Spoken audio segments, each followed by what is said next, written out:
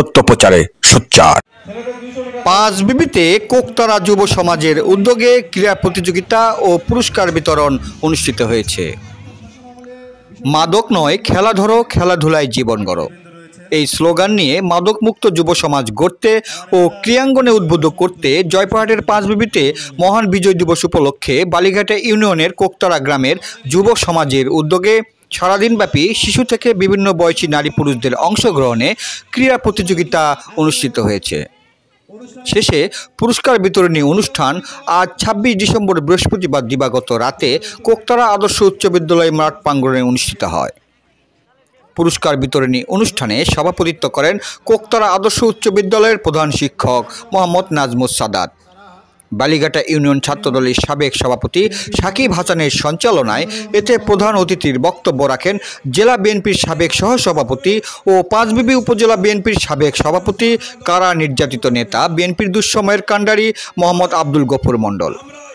আরও বিশেষ অতিথির বক্তব্য রাখেন জেলা ছাত্রদলের সাবেক সাংগঠনিক সম্পাদক, কারা নির্যাতিত নেতা, আওয়ামী ফ্যাসিস্ট সরকারের বিরুদ্ধে প্রতিবাদী কণ্ঠস্বর ও তারুণ্যের অহংকার মোহাম্মদ শামীম হোসেন মণ্ডল, উপজেলা বিএনপির সাবেক দপ্তর সম্পাদক প্রভাষক সাইদুর রহমান, পৌর যুবদলের সহসভাপতি হারুনুর রশিদ সজল, বালিঘাটা ১ নম্বর ওয়ার্ড বিএনপির সাবেক সভাপতি, ইউপি সদস্য আবু হোসেন আবু ও আটাপুর ইউনিয়ন বিএনপি নেতা বিশিষ্ট ব্যবসায়ী আসাদুজ্জামান লিটন প্রমুখ। শেষে বিজয়ী খেলোয়াড়দের মাঝে পুরস্কার বিতরণ করেন অতিথিবৃন্দ। জয়পুরহাট থেকে জেলা প্রতিনিধি মোহাম্মদ দবিরুল ইসলামের report, DD channel news desk. আগামী দিনে একটা সুষ্ঠু সুন্দর নির্বাচন হবে, যে নির্বাচনের মাধ্যমে আবার ইনশাআল্লাহ বাংলাদেশ জাতীয় দল ক্ষমতা আসবে ইনশাআল্লাহ। এবং আমরা এই জয়পুরহাট পাঁচবিবিতে ইনশাআল্লাহ নেতৃত্ব দেব। আপনাদের এলাকার মানুষের উন্নয়নের জন্য আমরাই দায়িত্ব নেব।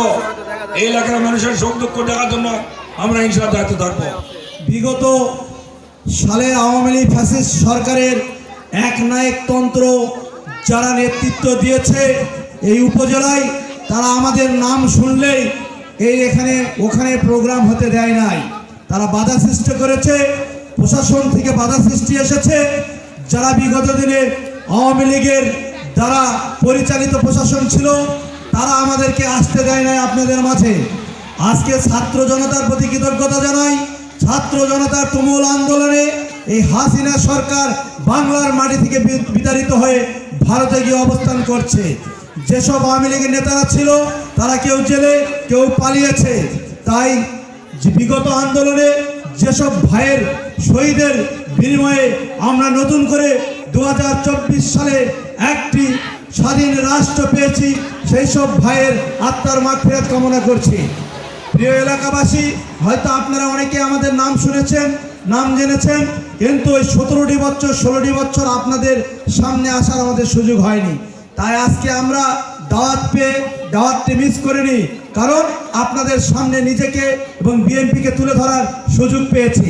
প্রিয় এলাকাবাসী, আগামী দিনে জাতীয় নির্বাচনে বিএনপি সরকার গঠন করবে ইনশাল্লাহ। আপনাদের ভোট নিয়ে আপনারা আগামীতে জয়পুরহাট ১ আসন ধানের শেষের প্রার্থীকে বিপুল ভোটে নির্বাচিত করবেন, এই আশা আহ্বান করছি। পাশাপাশি আগামী দিনে বিএনপির অধীনেই হোক বা অন্তর্বর্তী সরকারের অধীনেই হোক স্থানীয় নির্বাচন হবে। যেহেতু এই এলাকাটি বালিঘাটা ইউনিয়ন পরিষদের অধীনে, আগামী দিনে ইনশাল্লাহ আমাদের প্রার্থী সাইদুর রহমান ভাই আপনাদের মাঝে আবারও প্রার্থী হয়ে আসবে। আপনারা তাকেও স্থানীয় ভোটে ইনশাল্লাহ বালিঘাটা ইউনিয়ন বিএনপির পক্ষ থেকে চেয়ারম্যান বানাবেন, এই আশা আহ্বান রেখে আপনাদের সুস্বাস্থ্য দীর্ঘায়ু কামনা করে আমি আমার বক্তব্য এখানে শেষ করলাম। আসসালামু আলাইকুম। আমি সর্বপ্রথম কৃতজ্ঞতা জানাই আল্লাহর দরবারে যে আপনাদের মাঝে এই বিশেষ করে মা বোনদের এবং এই এলাকার ১ নম্বর ওয়ার্ডবাসীর কাছে সেই ২০১৬ সালে ২৩ এপ্রিল যে এই ইউনিয়ন পরিষদের ভোট হয়েছিল, আমি এইরকম একটি পথসভা করারও আমার সুযোগ হয়নি, কপালে জোটেনি আমাদের।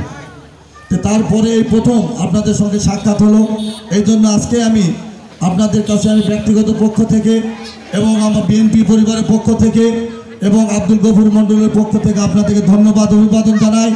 কারণ এই ১ নম্বর ওয়ার্ডে আপনারা আমাকে তথা ধানের শীষের প্রতীককে আপনারা বিজয়ী করে দিয়েছিলেন, তার প্রথম স্থান অধিকার করে দিয়েছিলেন। এই জন্য আপনাদেরকে আমি কৃতজ্ঞতা এবং ধন্যবাদ জানিয়ে আমি আমার বক্তব্য শুরু করছি। প্রিয় এলাকাবাসী, আসলে অনেক রাত হয়েছে, আপনারা পুরস্কার নিতে বসে আছেন। আমি শুধু এইটুকু বলতে চাই, বিগত দিনে আমরা আপনাদের মাঝে সেভাবে আসতে পারিনি। এখানে এর আগে প্রোগ্রাম হয়েছে, এখানকার ছেলেরা আমাদের সঙ্গে যোগাযোগ করেছে, বিশেষ করে আমার সঙ্গে, কিন্তু তারা বলছে ভাই আপনার যদি নাম দেই তাহলে হয়তো অনুষ্ঠানটাই হবে না। তাহলে কি করব? আমি বললাম কোনো প্রয়োজন নাই, তোমরা তোমাদের অনুষ্ঠান করার জন্য আমার যেটুকু সহযোগিতা বা আমার শারীরিক উপস্থিতি প্রয়োজন নেই, আমার মানসিক উপস্থিতি আপনাদের সঙ্গে থাকবে। আপনারা প্রোগ্রাম করেন, আমার কোনো নামের প্রয়োজন নাই। সুতরাং এরকম একটা শ্বাসরুদ্ধকর একটি বাজে পরিবেশ গত 16 বছর তারা করেছে।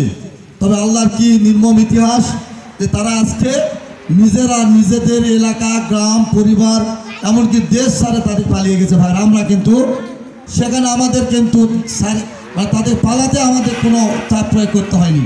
তারা যে অন্যায় করেছে, অবিচার করেছে, যে মানুষের ক্ষতি করেছে, মানুষের স্বাধীনতা, মানুষের ধর্ম, মানুষের গণতান্ত্রিক প্রক্রিয়া যে কাজগুলো আছে, এগুলো থেকে তারা আমাদেরকে সম্পূর্ণ নিঃশেষ করে দিয়েছিল বিগত 16 বছরের এই হায়না সরকার। তবে যাই হোক, আমি পরিশেষে এটুকু বলবো, আজকে যারা আয়োজন করেছে, আবু সহ আমাদের সাকিব হাসান এবং রানা সহ এই অত্র এলাকার যারা করেছেন, বিগত দিনে যা হয়েছে কোনো গেছে, আগামী দিনে আপনাদের যে কোনো প্রয়োজনে, যে কোনো বিপদ আপদে, আজকে আমরা বিএনপি পরিবার মঞ্চে বসে আছি, আমাদের নেতা আব্দুল গফুর মণ্ডল সহ আমরা আছি। আপনাদের যে কোনো সমস্যায় আপনারা আমাদের একটা টেলিফোন করলে হয়ে যাবে, আপনাদের পাশে আমরা দাঁড়াবো। এই প্রতিশ্রুতি এই সন্ধ্যাকালীন আপনাদেরকে আমি দিয়ে গেলাম।